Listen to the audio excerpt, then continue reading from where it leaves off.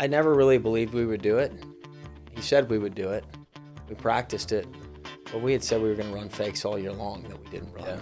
Because God gave us livers down here that nobody else has. Cheers to that. Welcome to the Mark Romig Show, and in New Orleans, we remember the moments. The roar of the Superdome, the electricity of that Super Bowl, and yes, that perfectly placed kick that changed everything. Thomas Morstead was right in the middle of it all. Thomas, great to see you. You too. Thank you for being here. This is a fan favorite for me. Thank you. When you think back on your time with the Saints, you've got so many great moments. What moments stand out most to you? I mean, how much time do we have? All the time in the world. I can think of so many. Obviously, my rookie year was like just magic is the best way I can describe it.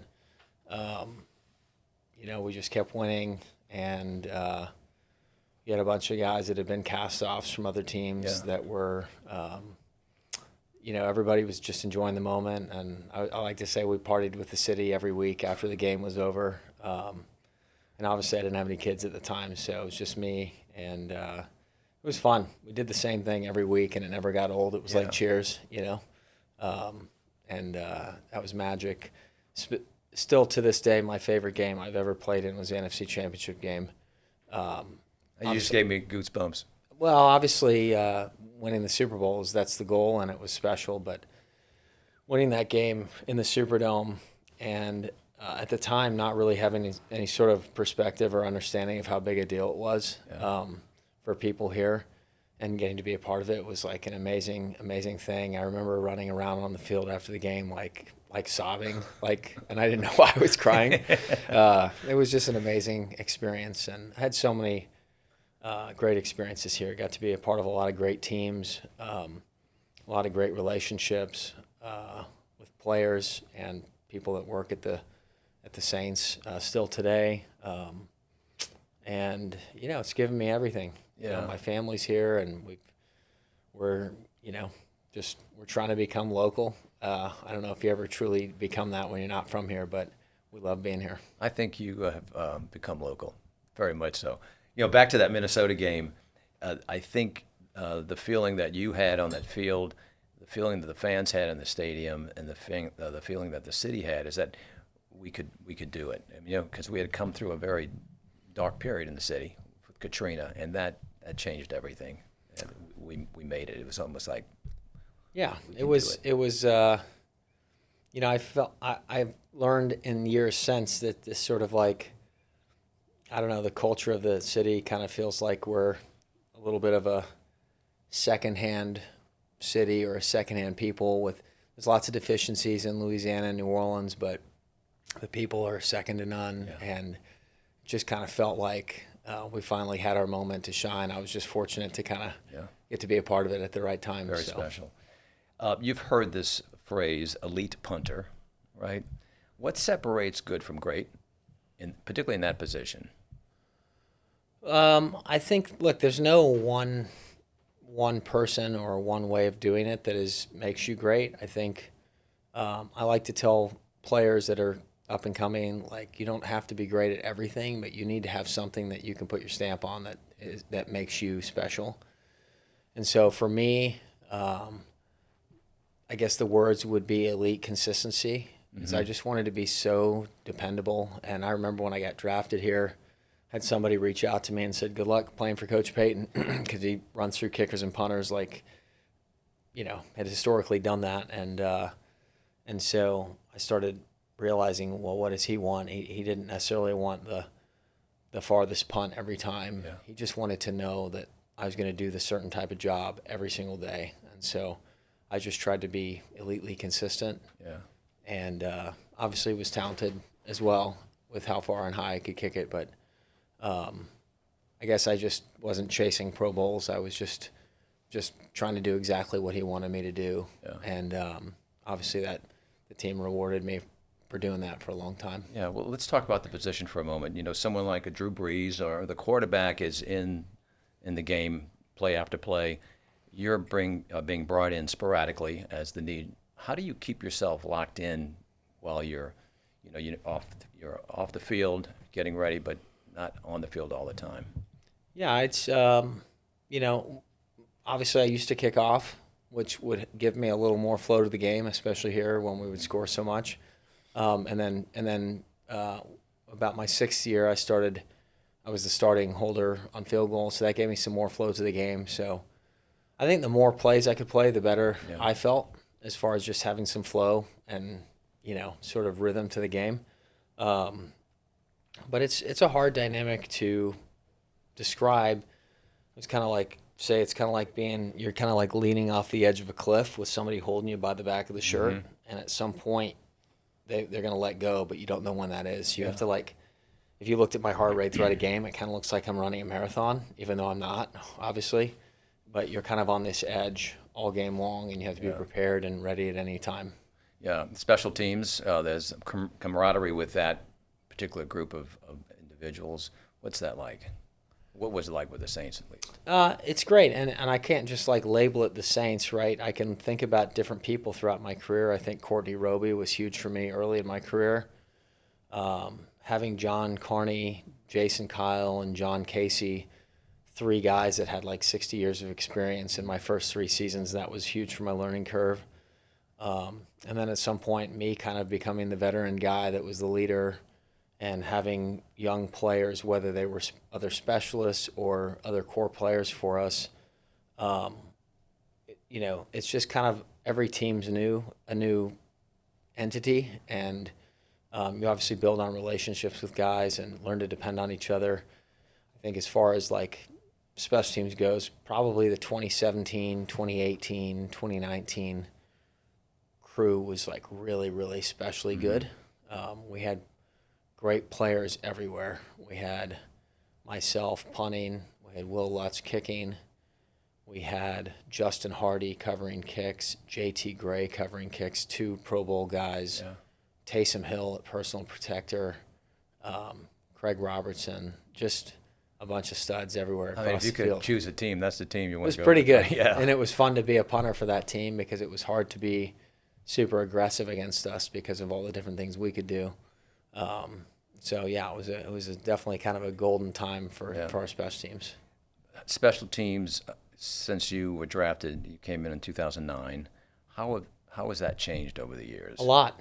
It's changed a lot. I mean, when I came in, we were kicking the bright red footballs, waxy, that were not beaten in, and it was hard to get good distance and hang time relative to what guys are kicking now. It's just a totally different football. You go look at the punt averages when I was a rookie to what they are now. It's drastically changed. I remember my rookie year, we were kicking off from the 30-yard line, and just to get a ball into the end zone was quite a feat. Now, kicking off from the 35, and with the way the balls are big peaches, it's, they're changing the rules to try to make you kick it short now. Yeah. The punting game has definitely changed. When I was younger, it was very common to have 6 guys in the box with both of your gunners doubled. Almost never see that anymore. That's 1 out of 15 plays. It's got to be 4th and 20 for something like that to happen. People are more possession focused, and it's just a totally different game, and obviously the NFL keeps changing rules to, try to make things safer or more interesting or more exciting. So it's an ever-evolving thing for sure. Yeah. Let's talk about playing in the Superdome and the fans over the years. What does that mean to you? That's hard to describe. I've been a lot of places in the past 5 years, and there's just nowhere like it. Yeah. And I'm not naive to the fact that I got to play for this team when we were perennially just great. And so I got to experience the best of the best here. And but even getting to come back here and play this year, week 2, on the opponent's sideline with the 49ers and people wearing my jersey and people with signs and it was homecoming. The security guards yeah. that I used to give brownies to, and I don't know. It was very meaningful for me this year to come back and experience that. As my first time back in the Dome since walking off against Tampa Bay, and at the end of the 2020 season. So, yeah, it's there's nothing like it. Feel like I grew up here, and you know, I don't know what else to say besides that's that. beautiful. No, I imagine you walking into that dome. The structure has changed. The internal structure changed over the years as it went through its renovation, getting ready for Super Bowl last year. So you probably noticed the I saw the field. changes. I saw the field level suites. That was kind of a cool looking addition. But yeah, it was things had changed, but it didn't feel different to me. Very nice. When I think of two iconic Thomas Morstead moments, there's Triumph. We talk ambush, right? Ambush in the Super Bowl, and then there's the character in defeat, Minnesota Miracle. Can you talk us through those two moments in your life? Yeah. Ambush. I mean, that was. You could almost hear Coach Payton. Yeah, I can. I remember the doors. I remember the banging of the doors as he came out of the defensive room. He had told those guys that we're going to start the half with ambush, and they need to have his back if we don't get it.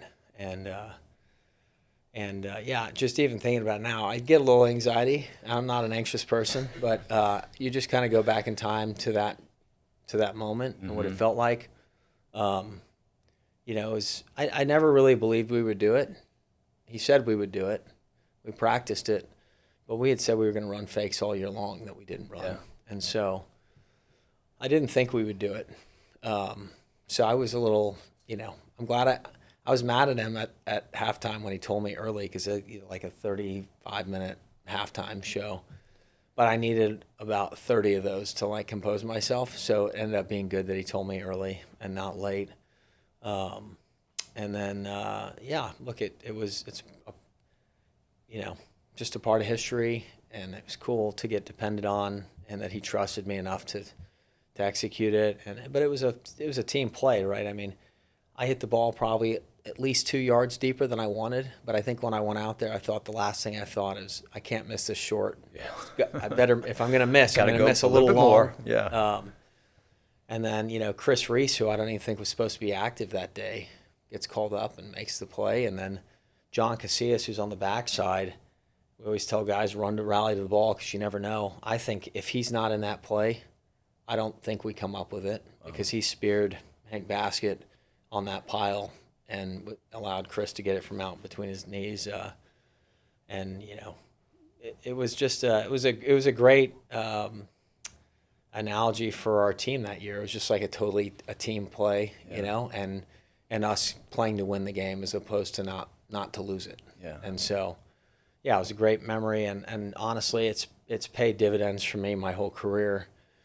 So much of my game is upstairs on game day, and you don't always feel your best, especially as you get older. You're nursing things or achy, or you don't feel as good on a game day, or you don't have a great warm up, and being able to tell yourself that you got it done in the biggest moments, and actually that be the truth and not a lie you tell yourself.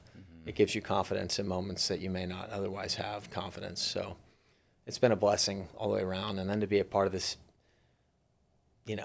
this whole, I say city, but this whole region's, history, it's probably the coolest thing I get is, people get, as a player, you get various levels of,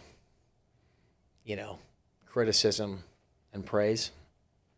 And I feel like I've had 99-1 on the praise side, but it's just people, they remember where they were with their grandfather who passed away, or they were with their aunt and uncle or their kids, and they've been doing this for 40 years, and they finally, they just want to tell me about their memory. I'm intertwined somehow with the fabric of their family, and that is really cool to get that shared with you kind of in perpetuity. Sure. You and the team give everyone the opportunity to come home to the Dome, so to speak, and everyone's neighborhood is in that Dome on any given game day. Yeah. So anyhow, that's what I'd say about that. And then the Minnesota Miracle, that's just kind of a strange occurrence of a lot of different things. I obviously got hurt in that game and tore some cartilage in my rib cage, and then the old Vikings punter Coleman was out there on radio, and he's like, "Thomas, you okay?" And I'm like, "Man, I think I broke my ribs." And then, I think 30 seconds later, the whole telecast it's being reported that I've broken my ribs, which I hadn't. But and then obviously gutting through it, and we go down and we kick the game-winning field goal, but then we don't because we lose. And then I remember hanging out on the sideline after the game, thinking we still have to run. I knew the rules. You had to still go out there for the conversion. And I don't know, it must have been 7 or 8 minutes. And finally I'm looking around, there's no one out there. And I go back in the locker room. And right as I'm going into the locker room, the referees are running out of the locker room saying, "Come on, guys, we need 11. And I get into the locker room, and 2/3 of the guys have towels on, right? They've got all their gear off, and the season's over. They ain't going back out. So I just turned around and went back out with, however many guys. I think we had 8 guys out there. And, I certainly didn't mean to lead the troops onto the field or, make some statement. I just happened to be the last guy in, so I was the first guy out. And we had to run all the way across the field from where we would enter the field. It was the 2-point play was on the other side, and I remember Case Keenum's, he's leading the skull deal, and I'm jogging over, and he's like, "Thomas, we're going to take a knee." I was like, "You better, because I don't play defensive tackle." You know what I mean? And anyways, it was just a strange way to end. Yeah, it was a strange way to end, and it was, but I say this, and maybe it's because I've been fortunate to play so long, and I've been fortunate to be on the winning side of a Super Bowl. But whether you look at that game, if you look at in 19 when we lost to the Vikings in the Dome on the push-off, or to the Bucs who went on to win the Super Bowl in 20, or the 11 team that lost to San Francisco, the 13 team and the 10 team that both lost in Seattle. I think the longer I've gone, I only look back on one game with real sort of kind of bitterness about it, and that'd be the Rams game. Because everything else was the other team made the play, right? Or we didn't make the play, and that's just the way it goes. And to be a part of the history of the game, I think I've appreciated more and more as time's gone on. I can say I was on that field for that. I was there, even if I was on the negative side of it. The Rams game's probably the only one that's, still kind of hard to swallow, because that one felt, taken a bit. Yeah, a lot of people agree with you. That's just I put that in a different bucket, I guess. So. You and your family have made New Orleans, the New Orleans area, your home. And we appreciate that so much. And as far as we're concerned, you are local. What's it like living in the area? You're raising a great family. You've got so much going on in your life. Yeah, it's look, I'm not doing it for you or anybody else in the city. We love it here. It's not a favor to anybody. Sure. If people are like, "Oh, do you love it?" I'm like, "Yeah, we wouldn't be here if we didn't." There's plenty of things that need to be fixed here that could be better. There's a lot of things, but I try to tell people, unless you come down here and experience it, it's just different. People appreciate the little things. I think for me, I was uniquely dedicated in college and coming out of college, and it's probably why teams felt so confident about potential of drafting me and taking a chance on me. The risk probably felt lower, and this place has loosened me up a little bit, and it's got me to relax and enjoy the good times. Not that I didn't before, but I would say I was very kind of tight, upright, and just all business all the time. And this place has allowed me to, I love, some of my favorite things happen to be in the off season, right? Because I haven't done the red dress run yet. I haven't done some of the festivals that are in the fall. But the Mardi Gras, the St. Patrick's Day, even Jazz Fest, the Zurich, all those things, there's a time to party and there's a time to work, and Coach Payton used to always talk about it. You just need to have the awareness to figure out when those times are. Yeah. And so this place has definitely helped me, it's balanced me out a little bit. And yeah, we've got great family friends. Our kids are generally hanging with some good kids that we get along with families and have similar values. And so it's tough to beat. We've got a great core group of friends, and so yeah, that's kind of Tell us about the St. quick. Patrick's Day celebration. I know that's one of your core festivals. It is. I wasn't able to do it this year. I'm on the executive committee at the NFLPA, so we have union meetings that about on average every other year overlap with the parade. Okay. So, but if it doesn't overlap, I'm at the parade, and that's kind of my birthday gift every year. Is Kilt and all? oh yeah, Yeah. oh yeah, kilt, tails, everything. Perfect. But it's kind of a full day off, right?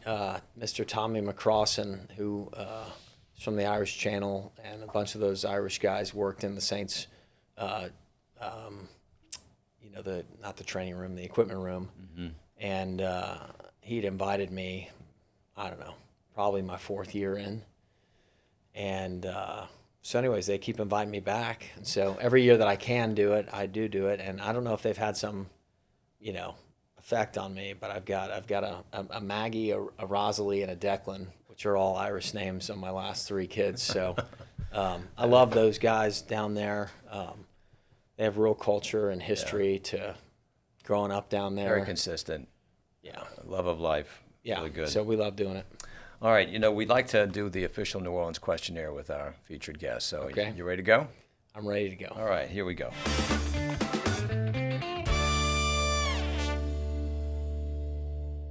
First question. What is the best poor boy? So I saw this. You hit me with a few of these ahead of time just to prepare me. I'm not a poor boy guy, so that's going to be. I'm going to get a point docked on my New Orleans status. So I didn't. It's just not something I do. So. All right. What is your best meal? Best meal down here?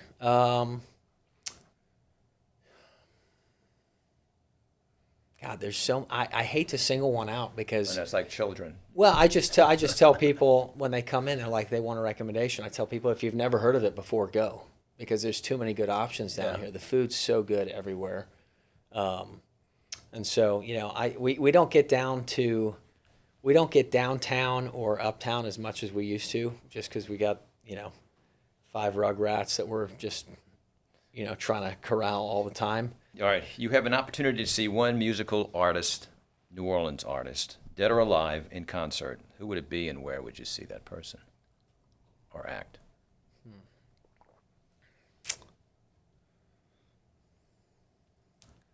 I'm just going to throw a shout out to the songbird, Robin. Robin Barnes. I really like. I think she is New Orleans, and I've just watched her continue to grind it out, trying to build something special for herself. She's awesome. She's got an album coming out as well. She was There on you the go. show a couple of weeks ago. Oh, cool. So Very good. We'll be talking with her again for sure. Awesome. All right. Here's a good one. What is your favorite New Orleans smell? Smell. I don't know that they're all favorites. We can get to your least favorite. As Yeah, well. the least favorite's probably being down on Bourbon when people have, doing things they shouldn't be doing. Mm-hmm. I think sometimes when you get a really, really heavy rain Oh yeah. and then you go outside right after that, it just Like that freshness. It feels like it's fresh and Yeah. things have been cleaned out. We've it's like the start of the It's like Lenten, taking a shower. start of the Lenten season. You know what I mean? Yeah. Let's clean the streets. Yeah, that's Start anew. definitely it. So All right. Here's one. Mardi Gras or Jazz Fest? Mardi Gras. All right. What is your Saints Mount Rushmore? I've got some recency bias. I mean, Breeze has to be on it. I think Cam has to be on it. Jordan.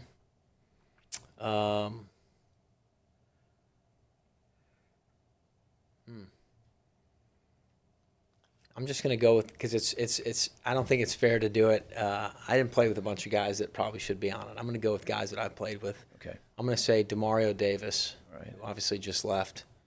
And then I'll go with Steve. Steve Gleason. Yeah. Very good. Let's go to gumbo. Chicken or seafood? Chicken. All right, it was quick. What is your favorite New Orleans movie or TV series? Ooh, that's a tough one.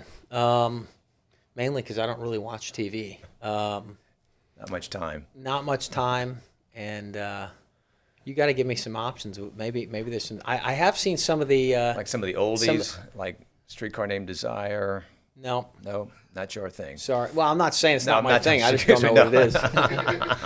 The only thing I've seen that's Louisiana is maybe like NCIS. Saw that a few times. But good. Other than that, don't really keep up with the They, TV they stuff. did a nice job of portraying New Orleans. Yeah. And they for many seasons. Yeah. Very fortunate for that. All right, neutral ground or sidewalk side? Neutral ground. All right. Your earliest memory of visiting the French Quarter? So I know the first time I came to the quarter, I was probably 10, but I don't remember it. My earliest memory is my first time I traveled with my girlfriend, now wife, Lauren. We went to New Orleans in 2007, maybe. And So you're at SMU at the time? I'd have been at SMU.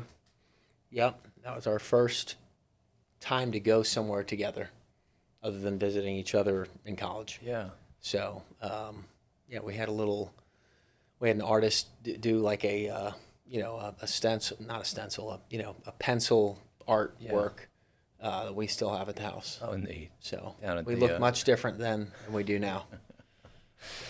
All right, here's one. Dead or alive, who is the one person you'd like to take to lunch, and where would you take them?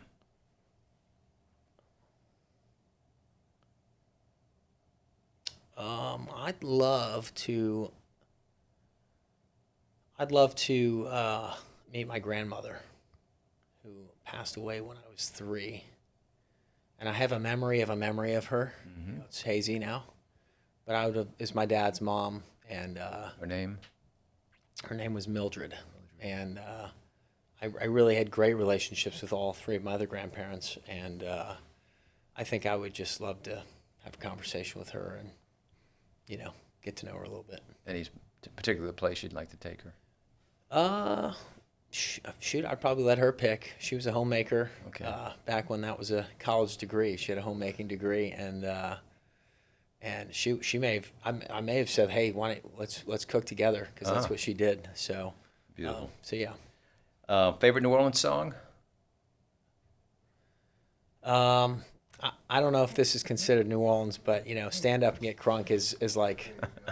It's funny. Like an anthem, yeah. It is an anthem, and I'm everywhere I go, that gets played in stadiums, and I'm like, It's always, like your walk-on music. It is. I mean, they used to play that every time we kicked off, and basically we've just scored points. Everybody's loose and had a few drinks in the dome and just partying, Yeah. and it's like Pavlov's dog. It just adrenaline starts to go, and it's Yeah. great.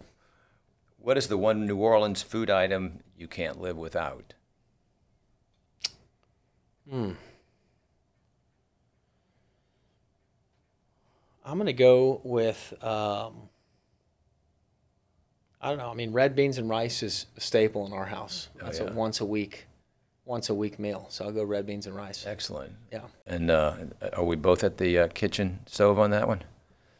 I would say we are 50-50 on cooking. Okay. I cook a lot, especially in the off season. Yeah. I enjoy cooking. It's kind of I don't know if you want to call it therapy, but it's Oh, a yeah. good breakaway I can see that. and just kind of get into the weeds of something. So yeah, I enjoy cooking. All right, red beans and rice it is. All right, here's one. You've been out of town for a month and you're flying back into our beautiful airport. You're going to hop into a car, Uber, and decide to have a drink. Where are you going to go and what are you going to have? I think I'd probably go to the Monteleone and have a drink there. I'd probably get like a Probably like a spicy tequila drink. Yeah. Like a spicy Carousel like a bar. yeah, like a skinny margarita type of deal. Yeah. Yeah, that'd be. I've got some good memories there at that bar. Great. Final one. In 5 words or less, why do you love New Orleans?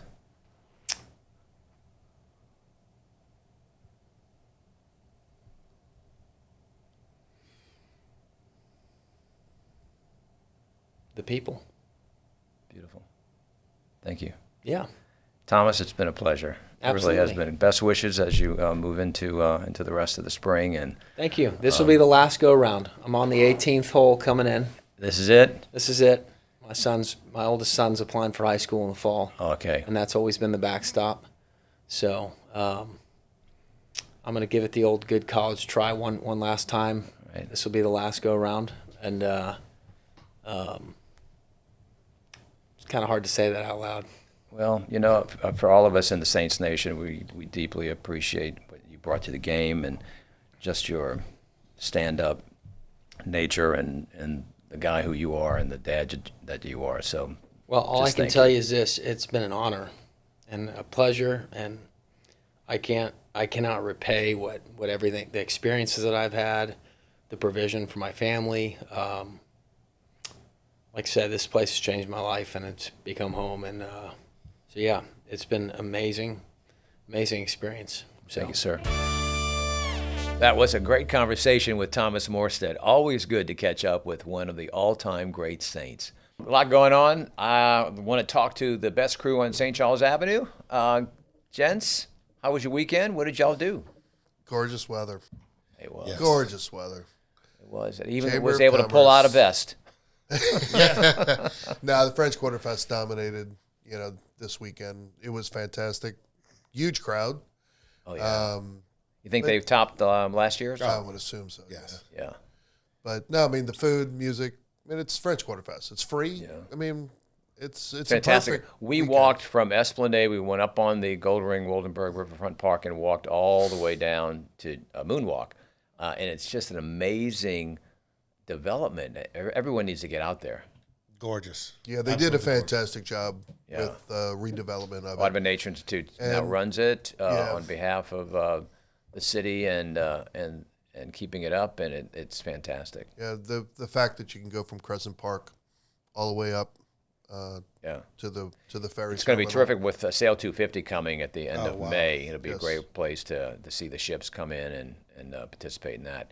I also went out to St. Charles Parish this weekend for their Salute to America. The LPO did a beautiful concert on Saturday night. I participated in something called Lincoln's Portrait. It was a wonderful salute, using his words, talk about the times that he went through, and you can kind of parallel it to the times that are happening now.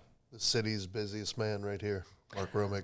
That you are. Every day, every A lot of night. fun. A lot of fun. The So face of I do have a culture. question for you. What did you eat out at French Quarter Fest? I had a boudin egg roll, which was over the top.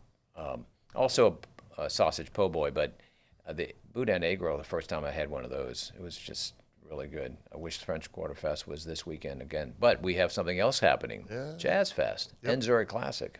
Yeah, we'll talk some food Yeah. about with Tommy coming up Yeah, later on. a lot of food out there A lot of food for out both there. places. Yep.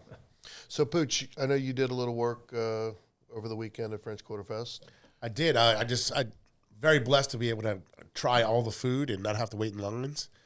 Which You was would I taste felt testing? like a true VIP. But I mean, everybody shows their stuff and really comes out with remarkable food and even honestly the best part about it is the guests are there. They're willing to wait in line. Yeah. It was a little hot the first 2 days and then first 3 days and then they got really cool the last day, which was great. But it's the fact that it's a free festival and the world gets to we get to showcase to the world who we are, our culture, food, music, all of the above. Spectacular event, And you class can't act. beat the sights. I mean, Yes. just fantastic. And I never, and I think a lot of New Orleanians never really go to the river until it is French Quarter Festival kind of thing. It's more of a touristy area, but just remarkable job what they're doing. Clean, classy, really, really nice. Yeah. I mean, it's just beautiful. Emily Madero and her team, just fantastic. We caught Lena Prima as well. Oh, really? At the New Orleans.com stage in Jackson Square. She was fantastic. Yeah, I mean, so much. I went to the Cathedral concert on Sunday afternoon. It was wonderful. Even just I walked down a little bit of Royal Street, and those little bitty mini stages were just so nice, real quaint. The Mint area was really nice. It was kind of a little refuge from all the real packed areas, but had to be at least double the amount of people from last year. Definitely. So they're doing a great job. And as a native, I went into a bar I've never been in before, the Schooner, at the corner of Burgundy and St. Peter. And it was just amazing. That's our old bar. Oh, Haggerty's. Is it really? Yeah, they had Keith a in our old frozen bar. peach Bellini, which was really good. The gentleman's from Philadelphia. And they had it's every good cheese every steaks game and- on happening, golf, baseball. It was a pretty neat hangout. Yeah. So I have a question. Last week we had some pastries from Batter down Shout out to in the Batter. Warehouse District. Delicious. King cake, hand pie, or Pop-Tart. King cake Pop-Tart, Amongst other Pop-Tarts as well. amongst others. But we had a discussion. I'd like to talk about it on air. Let's go. King Sounds cake good. flavored coffee, daiquiri, Pop-Tart, outside of January 6th through Mardi Gras Day. Is it acceptable to eat king cake flavored anything? What say you, Mark? I say yes. I think the economy needs people eating that all year round, so I will eat it at any time. It's the taste buds. You know, you've got to feed your taste buds. And Yep. All right. Love Pooch, king cake flavored. The resident chef here. What do you think? It's a tough question. I Tough know. question. That's why I'm asking. I'm a traditionalist. I'm a purist, and I believe that king cake should probably only be during king cake season. Yet, I know what it costs to pay rent and pay payroll and do all these different things. And if king cake sells all year round, then king cakes is paying the bills. So I mean, it's kind of Maybe it's king cake that's purple, green, and gold only between January 6th True. and Mardi Gras, but you could have king cake that the flavor of it, like for instance on the holidays, green and red. a lot of people do that. So maybe that's the difference. And look, That's how Rouse's we're sells gonna- king cakes all year round. That's for how we're Rouse's. going to thread the line here. And you Is can get that black what- and gold, purple, green and gold, All green and white. Depending on what's And, going on. and in someone's football doing a season. Pop-Tart, now that's like True. that's almost sacrilegious, but it's delicious. It was really good. I want to know Cal's thoughts. Cal and I always we enjoy the same kind of foods. What you got? So king cake, king cake, the cake itself, Flavor. king cake flavor, I think is fine year round. King cake as just the king The cake oval itself. king cake. Yeah, I think that should probably stay during king cake season. I respect you. Yeah, but I actually I don't agree with you, but I respect you. There you go. on Friday, I was at Evolve Coffee and Matcha with Yeah. Katie, and I had a king cake latte because they had stuff left over from king cake season that they hadn't sold yet. So So tried it, and it was good. economics is playing a big part Yeah. into these decisions. plays a bigger part than you would think. All right. Honestly. Very All good. right. Well, thank y'all. Got a lot going on here. We'll talk king cake some more later. We'd invite everyone in the comments to chant right. in and Let tell us us know what Yeah, you let think. us know what you think. We'll take a poll. In the meantime, we've got a great show. We're going to be talking to Mike Triplett on Move the Chains. Move the Chains! Next, we're talking Saints football and the NFL draft with one of the most trusted voices covering the team, Mike Triplett. After years at the Times-Picayune and ESPN, Mike now brings his insight to New Orleans football alongside Nick Underhill. From roster needs to draft strategy and, of course, his latest mock draft. We've got plenty to break down. Mike, great to have you with us. You sick of mock drafts yet? Listen, we're going to talk about all.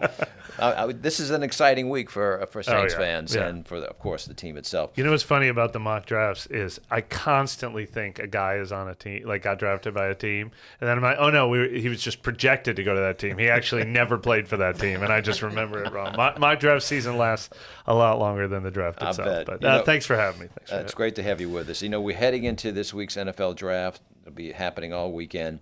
What's your overall read on where the Saints are standing right now with the draft? And are they in a win-now mindset or still building towards something bigger? I think they're more win now than we would assume for a rebuilding team. It is year 2 of a rebuild, and they know that. They're aware of that. But also this Tyler Shuck bomb that dropped into their lap, they realize that's the biggest cheat code in sports, probably. Definitely in the NFL, having a quarterback you can win with on a rookie contract. And that will be true for 3 more years. So, he's not going to cost a lot. They're able to spend money in free agency, try to win while they have that before, if he turns out to be what everyone hopes he is, before he has to start making $50 million a year. Like this is a window, and obviously the NFC South hasn't run away from them. So I think they are a little more win now. I personally hope that doesn't translate to what we've seen from this team a lot, and being over aggressive in the draft and like trading next year's first to move up. I would kind of like to see them stay put, or maybe just move up 1 or 2 spots. But I'm not ruling anything out. I've seen them trade up too many times to rule that out. Well, you talk about the strategy, and Mickey Loomis and Jeff Ireland's history has been go for it, right? Where is Coach Moore in that equation? It's a good question. And I think his input will be hugely valuable. I think that's always been true. I think that was obviously true of Sean Payton. I think it was true of Dennis Allen. I think it will be, every decision they make will be a collaboration between those 3. I don't know how much say he'll have over draft capital, but if he convinces them, hey, if we get Jeremiah Love, I promise you, it's going to look like the Eagles when we just won the Super Bowl 2 years ago. That would carry a lot of weight in that room. If he said, "Hey, we need to get David Edwards. Give me the best left guard you can find to make my offense run," I think that carried a lot of weight with the left guard position. But I don't think he'll quite be as dominant in the room as Sean Payton was. Well, given the roster as you know it today, what do you think the most likely path is going to be?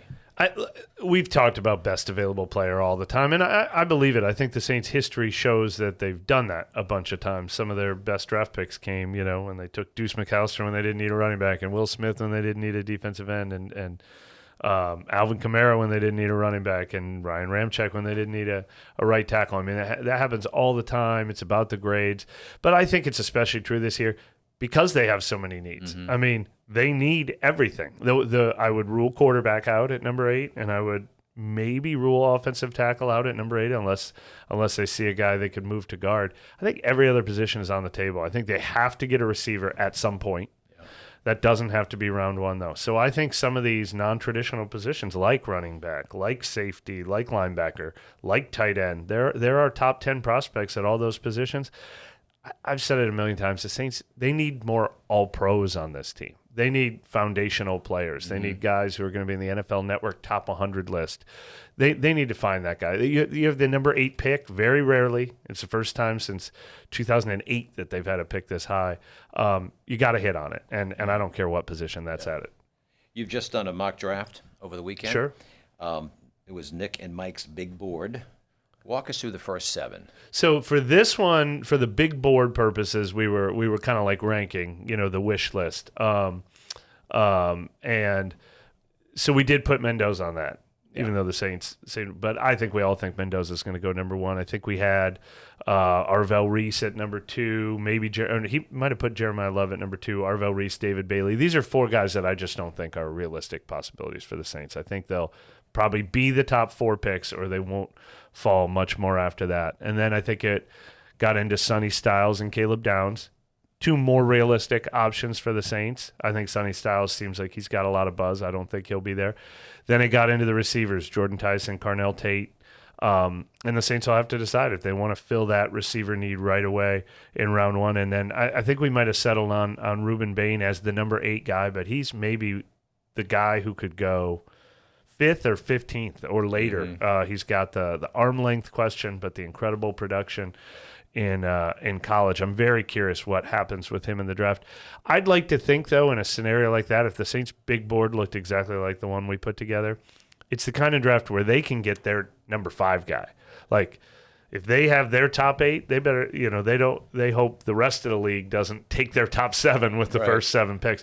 That's when you usually trade up, when the draft has fallen that way. Hopefully for them, they end up with one of their top 5 or 6 guys. Yeah, I was going to ask you as well about the rest of the NFC South. Obviously, we really need to make a difference there. And, No question. And how do we compare with Well, the Atlanta other went teams? all in last year and ended up with the 2 first-round picks to improve their pass rush. They pulled their best Saints imitation last year, so they don't have a first-round pick this year.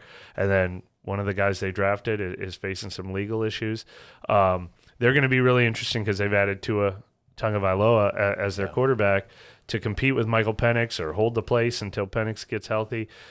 That's a team that still has so much talent. They've been picking in the top 10 year after year after year, stockpiling that talent. Quarterback is the one thing they haven't gotten right yet. So if either of those guys hits, they're probably the favorite in the division. Tampa Bay has just never gone away, even though they're getting a little older.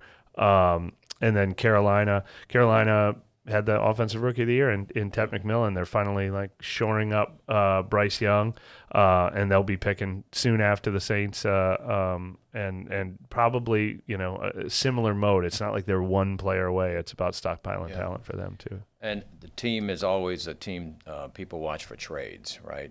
Do you think, or do you have a sense that they may go up or move back?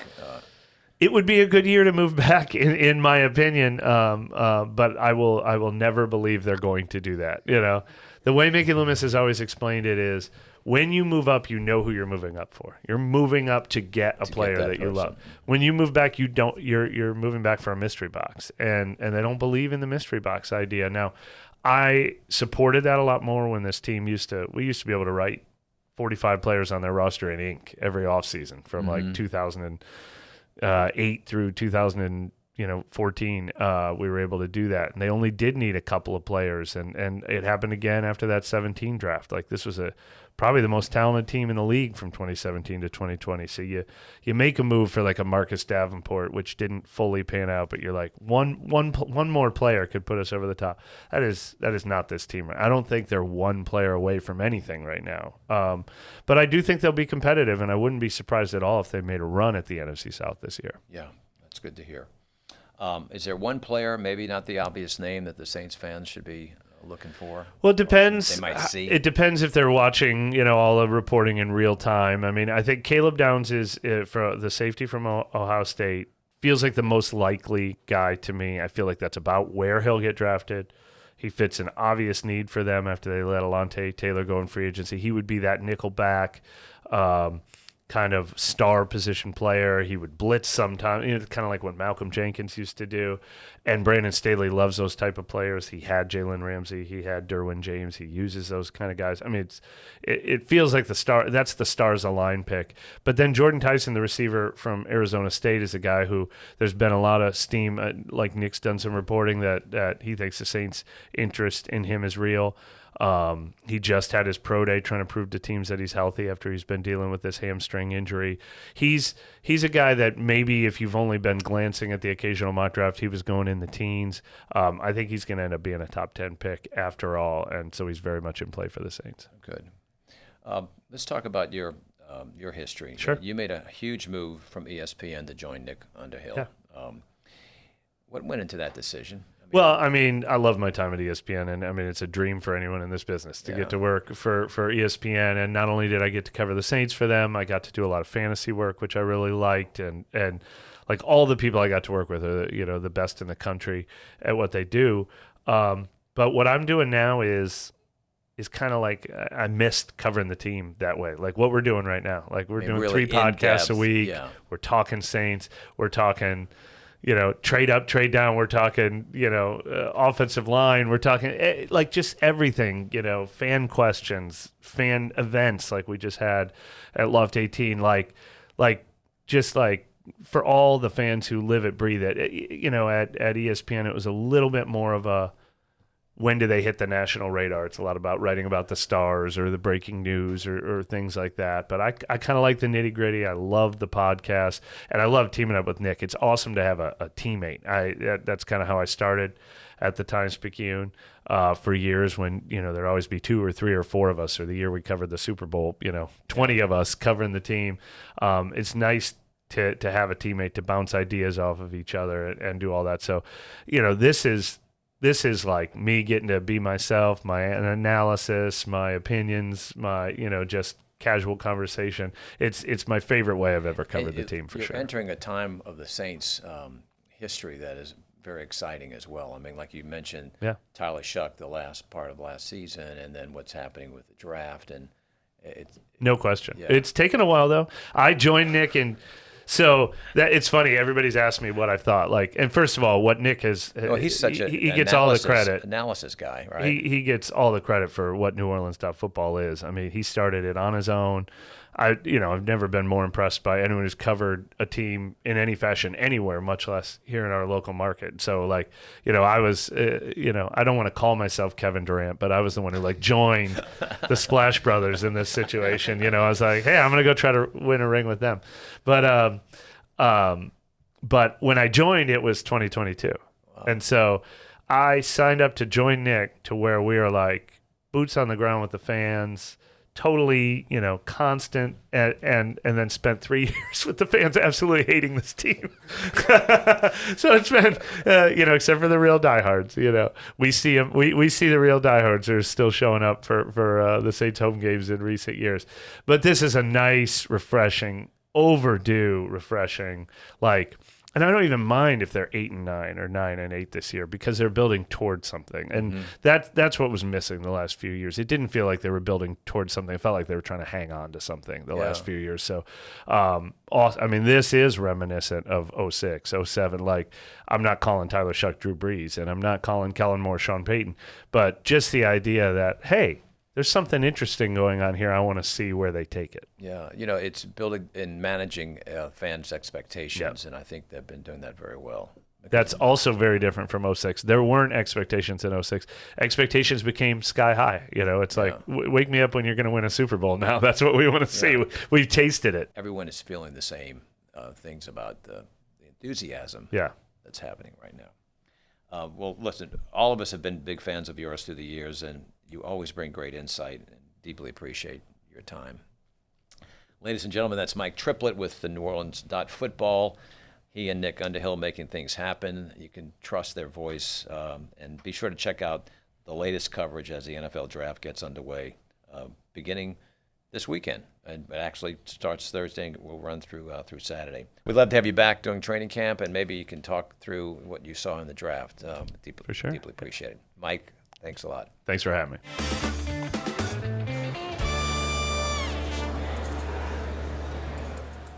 Joining us is Luke Jutra, part owner and head distiller at 7-3 Distilling. Luca, it's great to have you with us. Thank you for having me. How nice is this to come hang out with some friends and promote New Orleans? You started it off well. That's perfect. Your story, though, is pretty incredible, and it's about as Louisiana as it gets. Growing up in your family's oyster business, guiding swamp tours, how did these past experiences lead you where you are today now, part owner and head distiller at 7-3? Well, everything plays a big part in where I'm at today, what we're doing today. And it all started, I grew up stocking some pretty prominent restaurants that serve char-grilled oysters in downtown New Orleans. Croatian people, we fish oysters for a living. But one day I was scraping the barnacles off the boat on the shipyard, and I was asked, man, you ever thought about getting in the swamp tour business? You enjoy people. So I started with that, and then I met up with my partner who is today that used to be a waiter at Outback, Jeff Rogers. And he's like, you Luca? I said, yeah. He said, what do you know about the swamp tour industry? And I said, oh man, it's saturated. There's quite a few swamp tours and in the Honey Island Swamp. And next thing you know, about 2 months later, he showed up with his first boat. He bought on his credit card, and now we have 22 of them. Wow. Sharing the gem of the South, which is New Orleans. That's beautiful. That's fantastic. We can get more into swamp tours because I've always been fascinated by the leaders of those tours and how close they get to the alligators. And it's amazing. But we talk about New Orleans and this culture all the time. This, like you say, this is like the gem. But you've bottled it basically with your product here. Talk about how that came about. You're representing 73 neighborhoods, hence the 7-3, correct? So our distillery name is 7-3 Distilling Company. There's 73 neighborhoods that make up the city of New Orleans. So every label, every bottle is a neighborhood. Starts off with St. Roch Vodka, Gentilly Gin, Bywater Bourbon, We have Black Pearl rum. But now what you're pointing out on the table is our signature bourbon. It is the Whiskey Tree, and that's my neighborhood where I grew up, the Honey Island Swamp. Oh, yeah. You know, the story of the Whiskey Tree is very captivating. People enjoy it, and we have captured that whole story, that experience in a bottle. Tell us about the Whiskey Tree. Well, as you're looking at the bottle, you'll notice the actual whiskey tree's on the bottle. Yeah. And you got 2 P rows below it, and 1 P row is just a person in it with no goods, and they're taking the high road. They're the bootleggers from the city of New Orleans. This all took place in between 1920 to 1933, which is a time that we called Prohibition. Nobody could buy, sell, and manufacture liquor. So one of those P-Rows is the bootlegger. He's taking the high road, the highest ground between Lake Pontchartrain and the Mississippi River, Highway 90, Old Spanish Trail. Yeah. Across to the North Shore, Old Chef Mentor, to the 190 Trail, which leads to the most beautiful black clear bayou that you can imagine, which is Maple Slough, which brings you to the Whiskey Tree. At that time, it was a meeting place. And people say, well, how do you know that? Well, it's situated halfway between the origin of the cocktail, which is New Orleans, and what was a place that was always considered the moonshine capital of the South, which is Kiln, Mississippi. Really? Yeah. I didn't know Kiln had that history. Oh, yeah. Lots of history comes out of Kiln. But from Pearl River to Kiln, all the ancestry made moonshine. But really what makes that such a key component about what we do today, and we're talking about Whiskey Tree, is because we had a visitor come to New Orleans in 1924. He found out that wasn't following the rules. Izzy Einstein was his name. He was a federal agent. And he showed up performing an experiment. Which city can I go in and get the quickest cocktail? They say he landed at the train station. He caught a cab. He asked the cab driver that question. He reached under his seat and grabbed out a bottle of bourbon. It was 36 seconds. At that point, they brought in multiple agents, shut down 86 establishments, and at that moment, the Honey Island Swamp and the Whiskey Tree became the highway for shine feeding the city of New Orleans. Became very popular pretty quickly. Explain these 3 bottles here. So the first one that we came out with is the red label, which is the Whiskey Tree Weeded. The second one we came out with was the green one, which is the Whiskey Tree Rye. And the first one is the newest one, the blue label, and that's the Whiskey Tree. Right now, it's the Whiskey Tree Bourbon, but it's actually a 4-grain. Now, all of these kind of angle a different market in the world of bourbon. The green one is the one that we just won the most prestigious award you could win for bourbon in the United States, which is San Francisco Worlds. We won double gold with 99 points. Congratulations. Thank you. And you must be very proud. In fact, your signature is on the bottle, right? Yes, sir. As the master distiller. Very, very proud to pour Whiskey Tree. Now, you've gotten all neighborhoods covered, right? No, sir. You don't have Lakeview yet? And I don't know that we'll ever have all the neighborhoods covered, but 73. I asked because I grew up in Lakeview. It's something we got to think about. All right. Yeah, we got to come up with that. I'll help you with that one. If someone's trying 7.3 for the first time, what's the one bottle you're putting in their hands? Where are they starting? You know, you're not supposed to have any favorites when you're talking about your kids, right? At the end of the day, there's different markets for each bottle that we have. But the one I enjoy sharing the story about, because it encompasses who we are, is the Whiskey Tree.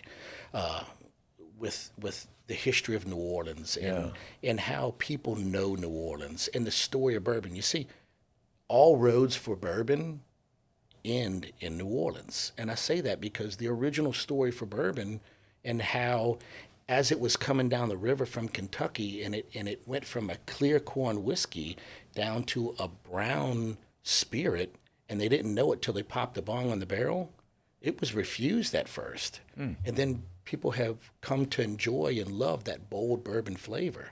So I question everybody who comes to the distillery, where was bourbon invented? Very controversial, huh? Where was bourbon invented? Right, because Kentucky will claim it, right? Or Tennessee, well, they'll claim the whiskey. You can actually make bourbon anywhere in the United States. But the story of bourbon, New Orleans is very influential when it comes to the history of bourbon. Hence the New Orleans being the beginning of the cocktail, right? The origin of the cocktail, that's amazing. Right. I hear you're a tailgate chef extraordinaire. we can tell a story there? Because I understand that the LSU-Clemson game in Baton Rouge on the 5th, you may be cooking and you may be pouring. That's something we do. They slide me in places that I don't even know I'm going. But every time we show up, it's always an event. If it's not an event going in, we make it an event. That's what New Orleanians do. Yeah, what's going to happen on that September 5th? Well, we know there's going to be a big game. Yeah. We're not sure the details just yet. There's a new coach at LSU. But we know they'll be having St. Rock being poured, and they'll be pouring Whiskey Tree at that tailgate for sure. Wow. Well, it'd be worthwhile just getting up there. Oh, yeah. May not make the game after that tailgate experience. Most people don't make the game. They got the radio on. They're going to just stay with the bourbon. That's right. That's right. Can we talk a little bit more about your work with the oysters? And I know you mentioned that you've worked with some of the great restaurants like Tommy Satanovich and Drago's. You know, Tommy's going to be out at the Zurich Classic, and he has been year after year after year. Talk about that experience that you had. So I'm first generation born and raised here. My dad came over here from Croatia in 1973. Second day in America, he was on an oyster boat. Wow. Now we have a fleet of them. I grew up stocking Drago's cooler with oysters. But in Croatia, we have grape vineyards. We make wine. A byproduct of wine is going to be a brandy. Brandy comes from fermented fruit. Whiskey comes from fermented grain. So if you ask me, did I ever think that I'd be making bourbon at the volume that we're making it now? No, I never would have believed that. At the end of the day, I travel the world studying with some of the greats when it comes to distilling and blending. And everything I learn, I apply to what we do. People ask me the question, Luca, you haven't really been making bourbon a long time in the grand scheme of things. I mean, I was just blending in France in a distillery that started in 1296. So I take those old world French techniques and I apply them to new world bourbon. So they ask me, you haven't been in it for long, but yet you've won some pretty prestigious awards.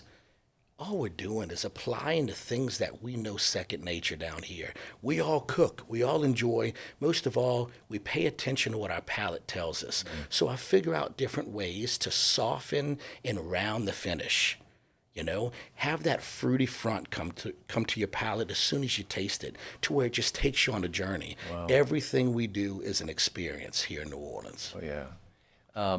Where can the consumer find, particularly this bourbon? I'm gonna say all of your small liquor stores and all of your major places that sell bourbon in Louisiana.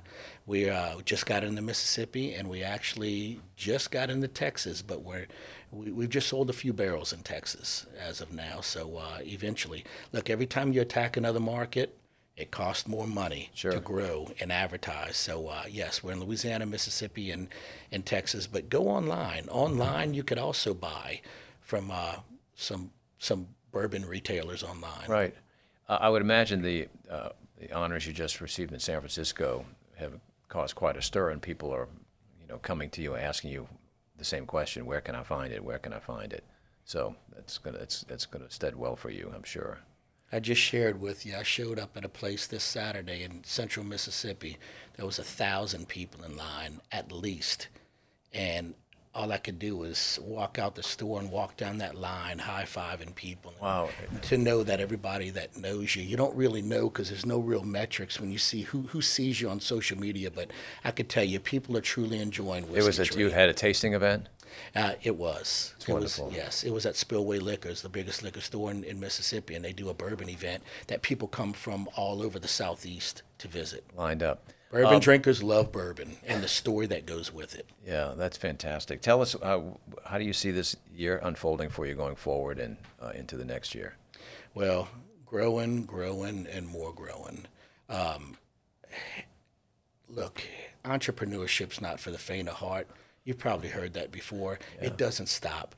And the great thing about doing what I do is I get to see facial expressions. I get to hear feedback about what we're doing. And then I have people on my team that translate the numbers. As long as we're up on an uptick, we're doing the right thing. It's completely up to us. Yeah. The more people we touch, the more people we get to share our story with, and the more people we get to host here in New Orleans, that just keeps increasing the places that we're able to sell. You know, if somebody just needs to meet you and hear this story, and it's gonna become like the influencing story for someone that wanting to jump into these bottles. It's fascinating. Mr. Mark, I've had some pretty amazing visitors. You know who visits New Orleans, and we're about 5 blocks out the French Quarter, and I have 1,000 barrels full of bourbon.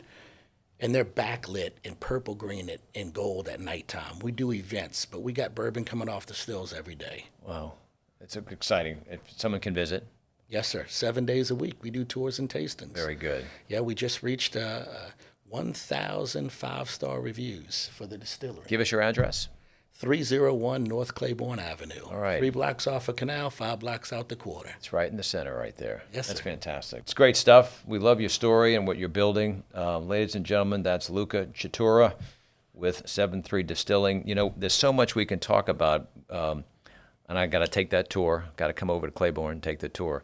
But let's talk about how bourbon, the name, came about and the connection of this particular beautiful tree to Princess and the Frog.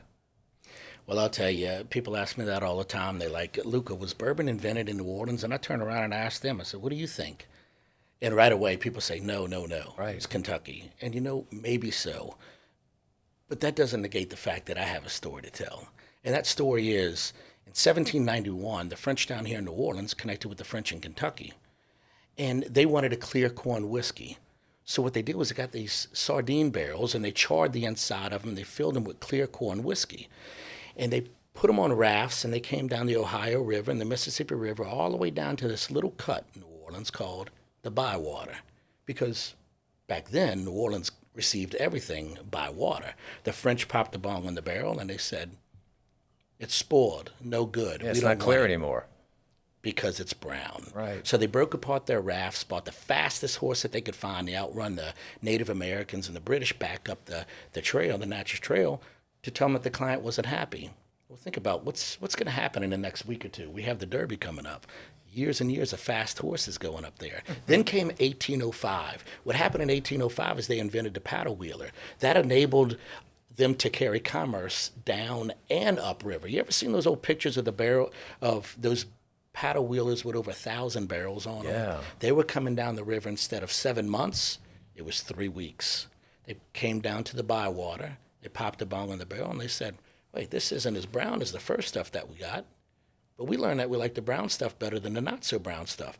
Then came Prohibition, 1920 to 1933. Nobody could buy, sell, and manufacture liquor. So when those tourists were on those paddle wheelers at that time coming down to New Orleans, they'd get off the boats and enjoy their time in the quarter. They'd get back on the boat. They'd tell the bartender, give me that Bourbon Street whiskey. Give me that whiskey that bartender on Bourbon Street gave me. Give me that bourbon. So I'll be the first to tell you, we may not have invented bourbon, but without New Orleans, bourbon doesn't become what it is today. Yeah. And you know where that story comes from? Just about every distillery you visit in Kentucky will tell you that same story. You know why? Because they've always been very grateful for the most heavily sought after market for bourbon, all the way back to the early 1800s. And you know why that is?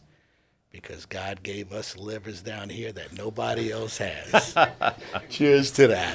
That's beautiful. That's the story of bourbon. Now, how does that tie into what we do with the whiskey tree? Well, the whiskey tree, y'all, I shared the story of the whiskey tree with you, an abbreviated story of the whiskey tree. But if you fast forward to from Prohibition to 2008, I had some guests in the boat one day with me, and they said, Luca, can I come back and video you sharing that story, telling that story?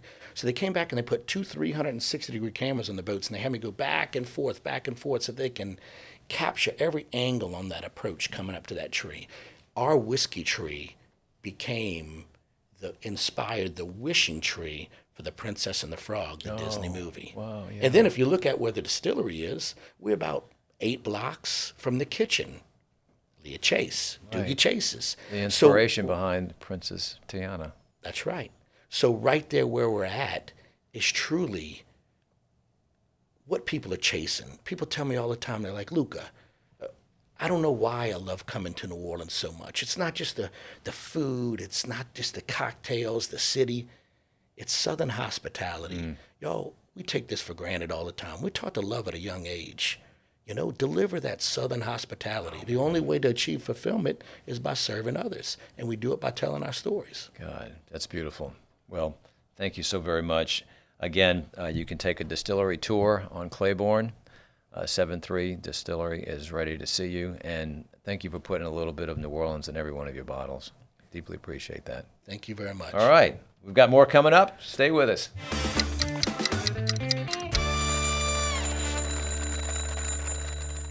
All right, we're checking in from one of the biggest events on the New Orleans calendar every year, the Zurich Classic of New Orleans. Ladies and gentlemen, this tournament brings world-class golf. It's a unique team format and a major economic and cultural impact to the city every year, and a major charity give to our children in the region. Joining us from the media tent is Tori Kranz. She is the 2026 chairperson of the Zurich Classic. Tori, great to have you. Good morning, Mark. Great to be on with you. Appreciate the opportunity. I know you're busy. There's a lot going on out there right now, so thanks for giving us a few minutes of your time. As someone who's right in the middle of the media tent, because you're coming to us from the media tent, what's the buzz out there right now? Okay, so yesterday I would have said it's going to be Koepka and Lowry. But after Fitzpatrick's win yesterday, we've got the third best golfer in the world on our field, playing with his brother. Now that's going to be super exciting. And then the next news, Brooks coming back on his PGA, really his start at the PGA because he hasn't played in a while. And then Lowry, he's coming in with a new partner. They're going to be a team to watch. Yeah, I think it's going to draw a lot of people out there. And of course, we know what the atmosphere is like. You and I have been doing this for many years, and it's exciting. For people who may not realize it, how big is the Zurich Classic for New Orleans, both economically and culturally?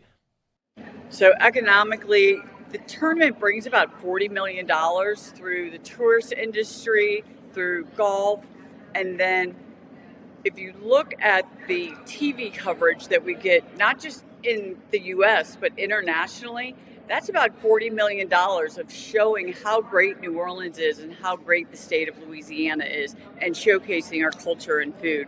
So it's a major economic and visual impact for the tournament. Yeah, and then not to speak of, and we've mentioned it a little bit earlier, tell us about the philanthropic impact. So since the tournament was founded, we have given $55 million to children's charities across Southeast Louisiana. That number is amazing. And then last year we did our biggest give. It was $3.8 million. And we have signature charities, and we are also able to give, I think, 80 micro grants to charities all across the region, which really count on our money to help them survive and continue to do the work that they do. Yeah, what's amazing is that someone who goes out there over the next several days, when they buy their ticket, they're giving directly to these children's charities, which is every dollar that comes in goes directly to children's charities.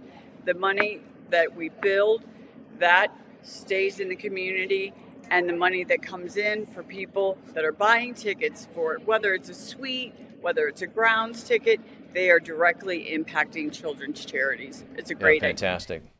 Let's talk about the format. The Zurich's format is a little different than any other PGA tournament.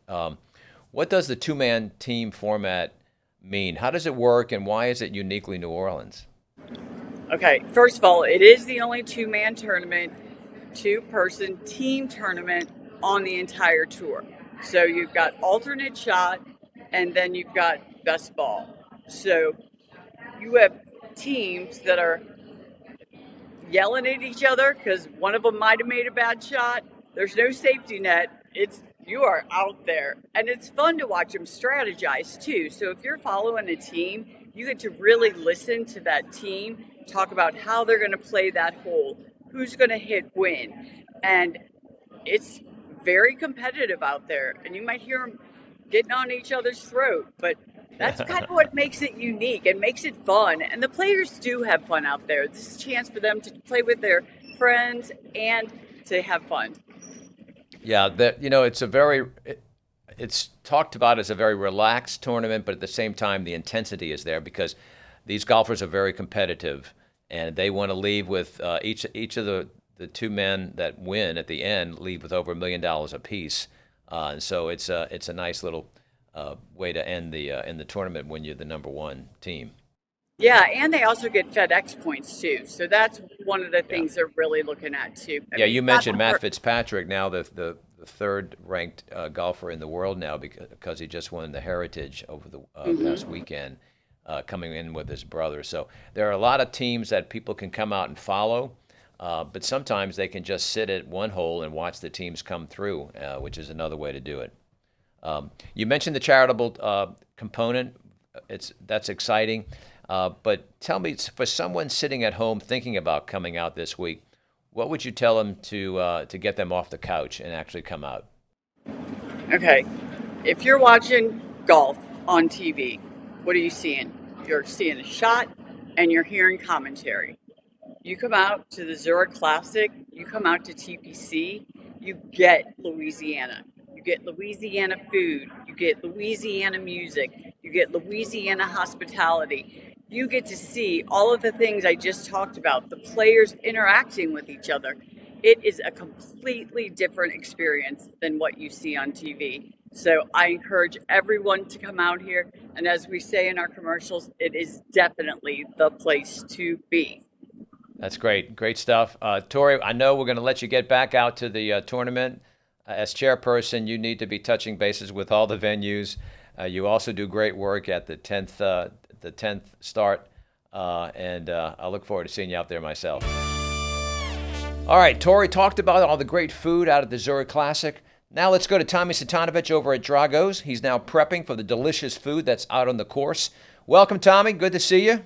Well, I'd like to say I'm prepping, but I've got my sons that are making sure everything's going to be perfect out there. I'm just living the dream. That's what they tell me. So, but I am at Drago's. It's good to be a Satanovich. Let me just tell you that. All right, Tommy, let's be honest. It's New Orleans, and a lot of people come for the food as much as the golf. What are they showing up for this year?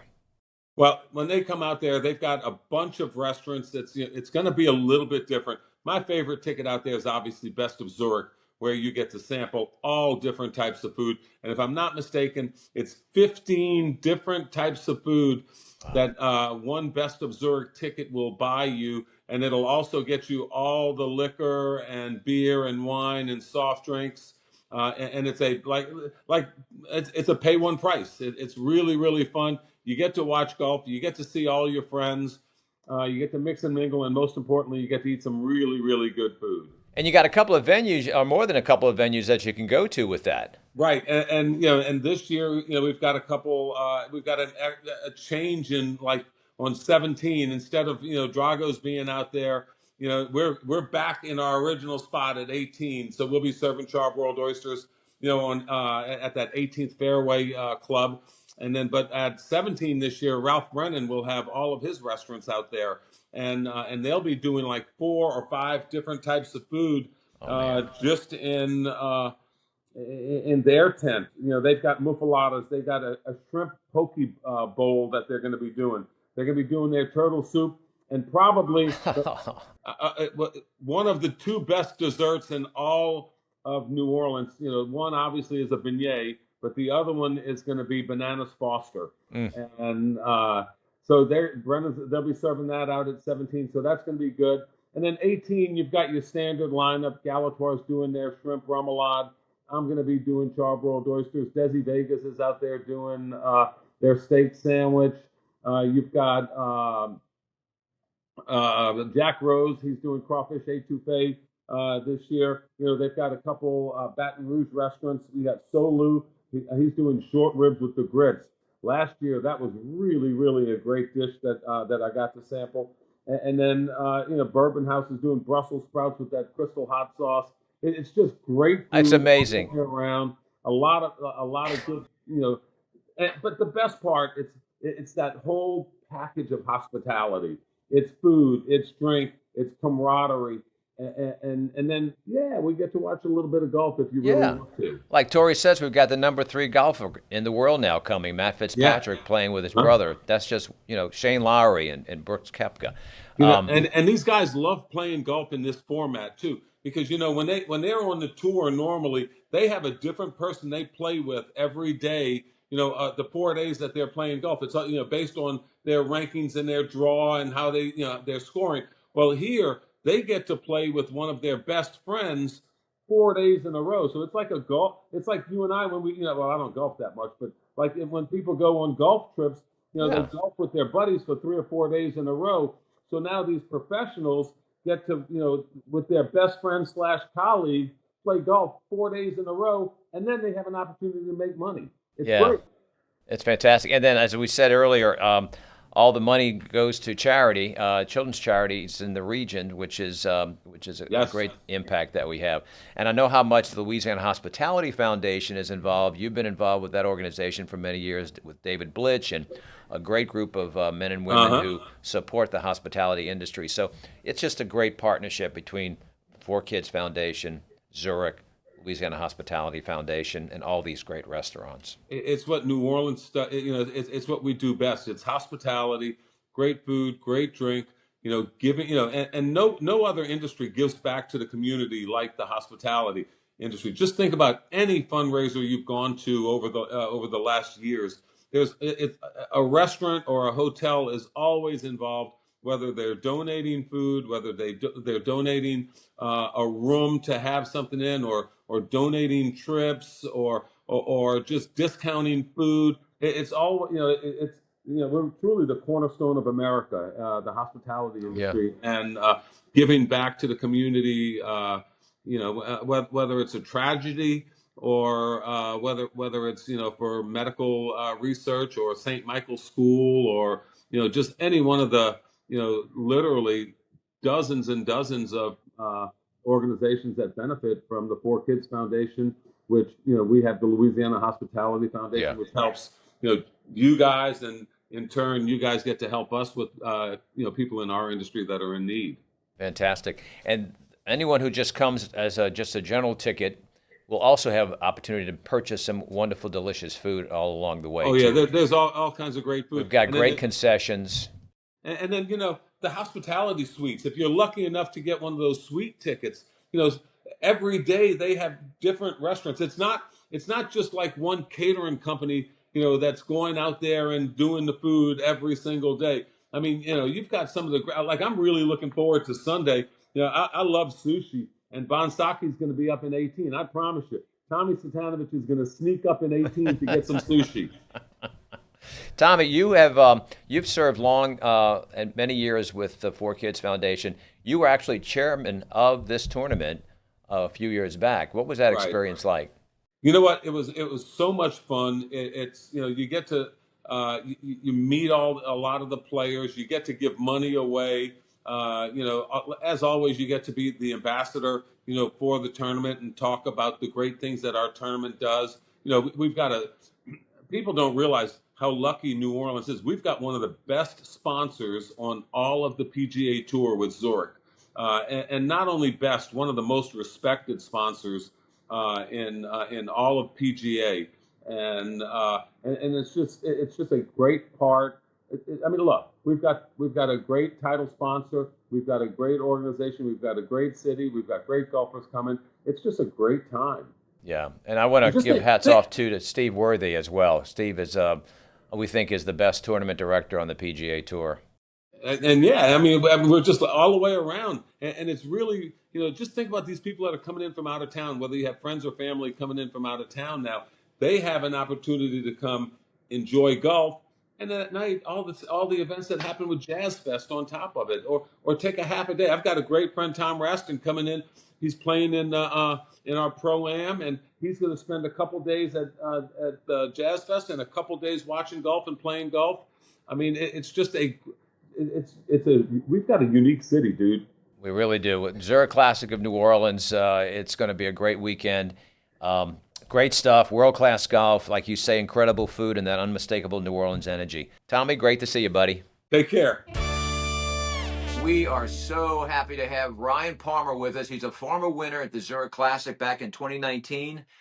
He's here for the week, and we just can't thank you enough, Ryan, for taking a few minutes from your very busy schedule to be with us. Listen, you're known for your philanthropy. You're known for your golf acumen. But here you're in New Orleans. What keeps you coming back to our city? I mean, obviously, I've grown attached to the city through my relationship with obviously Coach Sean Payton, and I played back when it was English tournament uh, before it became a team event here at TPC Louisiana. I was still coming back. I love coming back. I love being downtown. I mean, it's obviously some of the greatest restaurants and eating establishments you can find around. So Yeah, it's just a place I've always enjoyed being at. I've walking around that's cool. Hartman and going different places, and the friends I've met along the way that live here now, and my relationship with these guys. It's a week on my calendar every single year. That's great to hear. We're one of the only team events on the tour. In fact, it's the team event as far as we're concerned. From a player's perspective, what makes this week different, and why do guys generally like to play here? The season is so long as it is, and then when you get up closer to April, obviously you had the players last month. Then you have these new signature events around the tournament, but with Masters and Hilton Head back to back like that, it also gives guys a chance to kind of relax. I think it's a nice time of the season to kind of come out and have fun, kind of let your hair down a little bit. You play with a friend of yours, a buddy, and you can Yeah, go out and have a good time and just play a format we don't play except once a year. And I found it to be just a relaxing week to where there's not as much stress or pressure in this. But the pressure is obviously you're relying on you're having to make sure you're there for your partner. But other than that, it's a fun, relaxing week, I think, because guys can, like I said, relax a little bit more, hang loose, let loose a little bit in the city if they want, enjoy the downtown, the great restaurants they have here, and yeah. just a change of pace from the everyday grind that you have each and every week on the PGA Tour. That's great. Great to hear that. And we hear that over and over and over again. If you would take us back to 2019, your victory there, it was your fourth on the PGA Tour. I think y'all won it with three strokes. What was that like? Take us, you and John put that together. It was a unique week the way it all started at the beginning, how we got paired together, but just to go through the week and it was my first win in a long time, but it was actually my win since my dad died in 15. It turned into a special week for me, but just the relationships I grew here in New Orleans to be able to win here, and then the way John and I did it, coming down the stretch, obviously just playing great golf, it Yeah, turned into a special week. You know, what's cool about this tournament is they give us that belt for the team win, but I love the crystal trophy they presented us, and I was like, I yeah. want one of those. So I ended up actually buying one because I wanted one in my house, and Oh, yeah. but it was Very nice. it was a cool week to be able to hit the shots we hit, the putts we made down the stretch to end up, winning by 3 and made that last hole that much more relaxing and easy. But it was a fun week how it all came together with the whole Skittles thing, and we just had fun with it. And man, yeah, what a special day. Yeah. Having Crowds in New Orleans, showed and up I know you. live, it was great. Yeah, you're coming up on that 18th, and there's that crowd just surrounding the green. And crowds in New Orleans are a little bit different from other PGA Tour stops, wouldn't you say? Yeah, they were great. It was the fun was afterwards in the big 19th hole tent with all the bands playing and the celebrating. But yeah, they're a good group. I mean, it's fun to be around the people here. Just Yeah, I've been around the Saints fans at Saints football games. I mean, it's just it's a cool city, and the excitement they bring to this golf tournament. The folks here in New Orleans, it makes it even more special a week. yeah. Tell us about recruiting a player to be with you. There's a story about you about recruiting Scotty Scheffler as a partner using Photoshop. Um, can you expand on that for us? Yeah, so Scotty and I both train at the same place with Dr. Troy Van Beesen at Cower Sport in Dallas, and Troy's got flags of all the guys he's worked with flags signed and pictures, and so I signed a flag and put a picture of me and John Rahm with the championship belts. It's inside the gym area, so I took a picture of that framed photo, and somehow had a picture of Scotty's face put on top of John's, and said, "Hey, what do you think? This would look good together if we did this." And it took some convincing, but it worked out great. We had a couple good years of doing it, so That's it was great. fun. Early AI there. Yeah, it was early, but definitely early AI. Yeah. You know, every season has its ups and downs, but you're coming into a place where you've had success before. Does New Orleans give you a different level of confidence? It does. I mean, any week you played well and had success, you have that feeling of you wanting to find it again. And you play the holes that are out here. You remember the good times you had, the good shots you had, Yeah. the great performances in the past. And even though you're not playing as well, it's easy to go to a course where you've had success and feel comfortable, feel confident. And plus, like I said, this week just brings out a lot of more relaxation in the game. Yeah. You have more fun. Plus you have a partner to kind of lean on when you need to. So, but it's definitely a week you come in if you haven't played Yeah. well. You can definitely You springboard know, your you're coming career. into a city that has lots of restaurants, lots of things to do. I know you've got a good buddy in Desi Vega. You probably already palled around with him already. Are there other restaurants besides Desi's restaurants Yeah. that you're going to be trying out? No, we seem to migrate to Desi's more often each year we come here. But it all started back. You can't beat the food there. No, you can't. But it all started back in Mr. John's, obviously when he opened it. But then we ended up at Desi Vegas a lot. We enjoyed the Acme party when they had that in the past. I enjoyed going to Pascal Manali's one night for sure. We had a great night last night. Went to Delacroix for the first time. I guess it's a new restaurant. Oh yeah, right on the riverfront. Mm-hmm. Very good. It was fantastic. So I'm a big fan of the oysters at Drago's. So those are kind of my stopping grounds when I come in town. You got your checklist, right?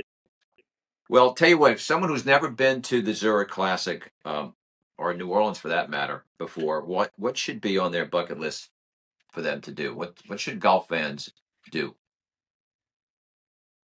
I mean, for me, staying downtown is great. I mean, it's obviously you know where to go. Walking down Bourbon Street, we enjoy that every year. We come down and walk up and down, have a beer, relax, and then of course you've got the Caesars Casino right there if you want. But just the restaurants and the different places. I have friends that come down a lot to New Orleans for different events, and they always ask me, "Hey, where should we go?" And of course, the first place I send them is Desi's because I think it's one of the best steaks on tour. But there's other places. I mean, obviously the Acme Oyster House, everybody loves going to. Drago's. I mean, but if they're coming in for the tournament, I think you stay downtown, you enjoy it, you walk around. If it's during Jazz Fest, you have that to go to as well. And it's just a city you can get wrapped in and having a good time. Yeah. As you know, PGA Tour, the players have done such marvelous work in philanthropy, not only supporting what we do here at Zurich with the children's charities, but your own philanthropy, your own work. Can you give us a background on what you're doing as it relates to your foundation? Yeah, no, I started it back in '03. It was just something I wanted to do when I was on the Corn Ferry Tour. I was with my dad at a party. We came home one night, and I was like, I kind of want to give back to this city. The city did so much for me in Amarillo, Texas, growing up as a kid. I wanted a way to say thank you. So we started the Ryan Palmer Foundation in '03.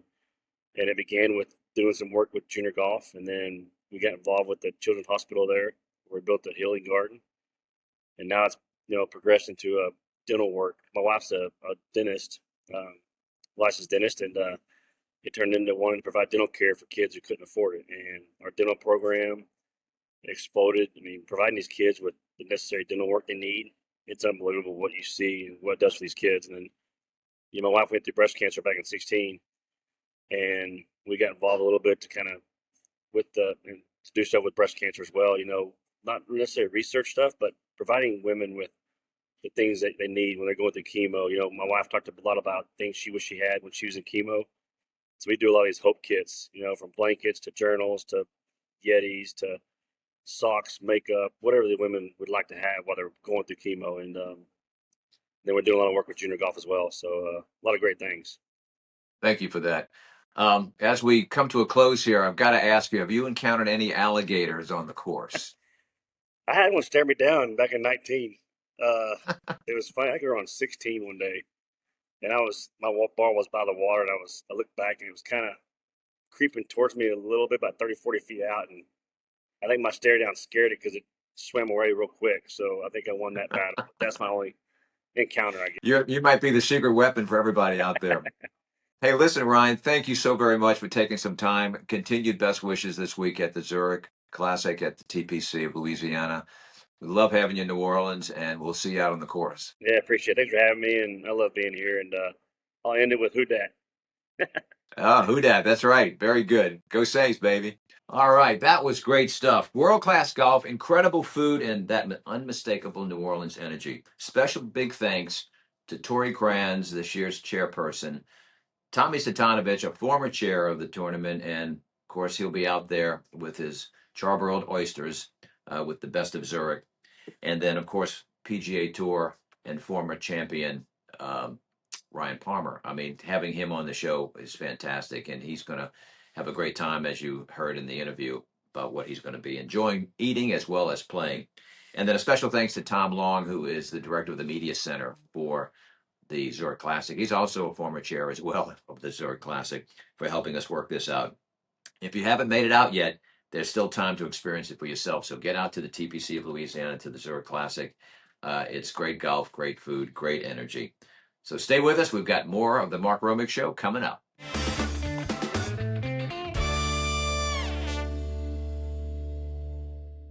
All right, let's go to April Dupree with This Week in New Orleans. Now, April, we've got Jazz Fest, we've got the Zurich Classic. What else is going on? Thanks so much, Mark. Here's where to eat, drink, and play this week in New Orleans. If you're headed to Jazz Fest, just know you're gonna want a game plan and a second stomach. Start with the legends like crawfish bread, cochon de lait po' boys, and that rich, creamy crawfish Monica that is absolutely worth waiting in line for. But 2026 does have a few new moves in its food lineup. Keep an eye out for Aphrodisiac, a Gentilly spot making its Jazz Fest debut, bringing a Caribbean twist into the mix with dishes like oxtail stew and jerk mushrooms. It's part of this year's cultural exchange, so expect big flavor and even bigger energy. If you're ready to branch out a little, make your way to CCI Catering for that duck and shrimp pasta that's built a serious following, or swing by Cafe Dauphine for fried green tomatoes with shrimp remoulade. Seafood lovers, don't miss Lady Nellie Oyster Farm, serving up fresh Louisiana oysters, or grab something bright and fresh like a ceviche tostada from Tempero's Market Kitchen. Start light with Rose Mint Herbal Iced Tea. It's cool, refreshing, and honestly a clutch reset between bites. If you're craving something fruity, you've got options. Grab a strawberry lemonade and keep it classic, or level it up with a splash of Tito's if you please. For a caffeine kick, you can't go wrong with a frozen cafe au lait from New Orleans Coffee Company, or an iced cafe au lait from Cafe Du Monde. And if you want an old school festival refresher, Joyce's Fresh Squeeze Lemonade always hits. And here's something else we love. If you're keeping it sober or just need a reset, the 1 Million Strong Sober Supportive Wellness Retreat is a dedicated space with seating, recovery meetups, and even a mocktail bar. Whatever your vibe is, there is a drink for it. This week's lineup is absolutely stacked. Over at the Fest, we're looking at Stevie Nicks, Rod Stewart, Lord, Nas, John Baptiste, and the Isley Brothers, plus local favorites like Preservation Hall Jazz Band, the Dirty Dozen Brass Band, and Kermit Ruffins and the Barbecue Swingers. With multiple stages going all day, your best move is to pick a few can't-miss sets and leave room to wander. If you're not headed to the fairgrounds or simply keeping the party going after, there's still a ton of fun happenings around the city. Step into something a little darker with the Mortuary's Tales of the Macabre, a haunted story-driven cocktail experience that blends theater, legends, and mixology into one very New Orleans night out. Or check out Last Night at the Rue Bayou, an immersive musical experience in the French Quarter that mixes live music, storytelling, and a little Southern Gothic drama.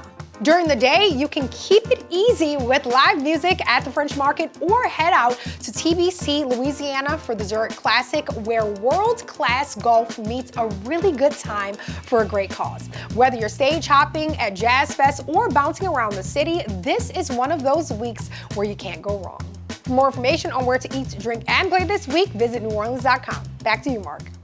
Thanks a lot, April. And now, positively New Orleans.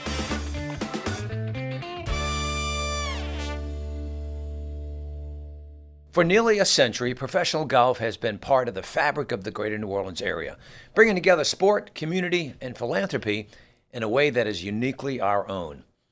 It all began in 1938, when the earliest tournaments were played in the urban masterpiece we call City Park, introducing world-class golf to our area and setting the stage for what would become one of the most enduring and beloved events on the PGA Tour, the Zurich Classic of New Orleans.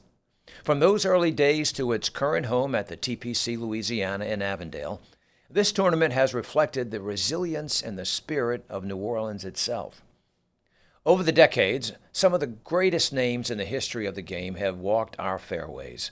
Legends like Byron Nelson, Jack Nicklaus, Lee Trevino, Davis Love III, and Tom Watson, along with today's top players like this year's duo of Shane Lowry and Brooks Koepka, who continue to elevate the competition and the global profile of our city. But the true significance of professional golf in New Orleans goes far beyond the leaderboard. It is about positive impact on children and our economy. It's a powerful economic engine. Each year, it generates tens of millions of dollars of our regional economy, supporting hotels, restaurants, small businesses, and jobs, while also showcasing New Orleans to millions of viewers around the world. And since 2005 alone, it has driven millions of dollars in economic activity for our community. Yet perhaps its greatest legacy is its impact on our children. Throughout the remarkable work of the 4Kids Foundation, professional golf has become a vehicle for hope, raising millions to support children's charities across Greater New Orleans and Baton Rouge, and opening doors for young people who need it the most. In fact, last year, the tournament generated more than $3.6 million for children's charities, a new record for the event.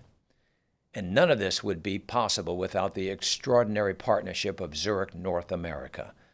For more than 20 years, Zurich has stood not just as a sponsor, but as a true partner in our community, helping turn this tournament into something far greater than a sporting event. Because here in New Orleans, golf is more than a game, it's a promise that every child matters, a promise that opportunity can rise where it's most needed, a promise that when a community comes together with heart, with purpose, with generosity, we can change lives. And that may be the greatest victory of all. And that's positively New Orleans. That's our show for this week. Thanks to our incredible guests and to all of you for watching and listening. And a special thanks to our sponsors, Blue Runner Foods, New Orleans & Company, our friends at Visit the North Shore, and their podcast, All the Waves. Go check it out. And don't forget to subscribe and hit that notification bell for all of our new videos. We'll see you next week.